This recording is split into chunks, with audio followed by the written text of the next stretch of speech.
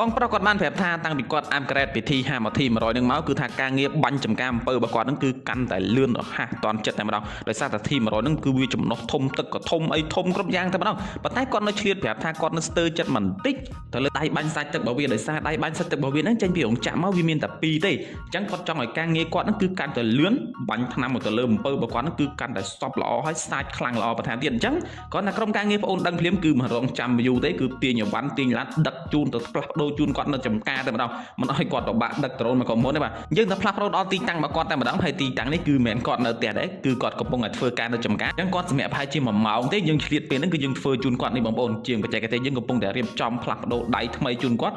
ដៃសាច់ទឹកចំនួន4បងប្អូនដៃគឺថាស្អាតមែនទែនរឹងមាំណាស់ហើយ T100 គឺសមត្ថភាពវាអស្ចារ្យស្រាប់ទៅហើយប៉ុន្តែថែមដៃសាច់ទឹក4នេះបន្ថែមទៀតគឺវាកាន់តែអស្ចារ្យនេះបងប្អូនគឺជាដៃបាញ់សាច់ទឹក4ដែលយើងបានផ្លាស់ប្ដូរជូនគាត់ហ្នឹងគឺថាអែមមែនទែនឥឡូវជាងបច្ចេកទេសយើងកំពុងតែបន្តការងារបន្តទៀតហើយបន្ទាប់ពីយើងភ្ជាប់ទៅយោភ្ជាប់ខ្សែភ្លើងអីប្រព័ន្ធទឹកប្រព័ន្ធភ្លើងអីហើយអស់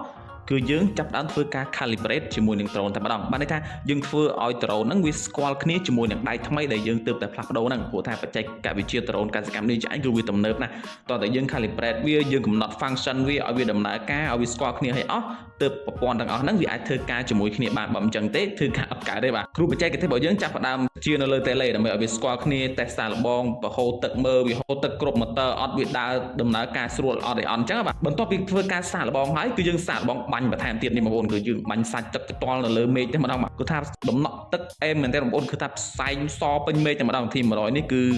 អើយពេញចិត្តខ្លាំងណាស់បងប្អូនខ្ញុំមិនដឹងថាមានពាក្យអីនិយាយទៀតបាទវាពេញចិត្តពេកបាទហ្នឹងបងប្អូនអញ្ចឹងវីដេអូនេះគឺអត់មានអីច្រើនទេសម្រាប់បងប្អូនដែលមានចំណាប់អារម្មណ៍ចង់បាន T100 ឬក៏ចង់ផ្លាស់ប្ដូរដៃសាច់ទឹកតាមអ្វីដែលបងប្អូនចង់បានចង់ដឹងព័ត៌មានអីហ្នឹងបងប្អូនអាចទំនាក់ទំនងមកកាន់ page ខាងក្រោមនេះបានបាទអរគុណច្រើនបងប្អូនជំរាបលាចាំជួបគ្នាទៀតនៅក្នុងវីដេអូក្រោយបាទ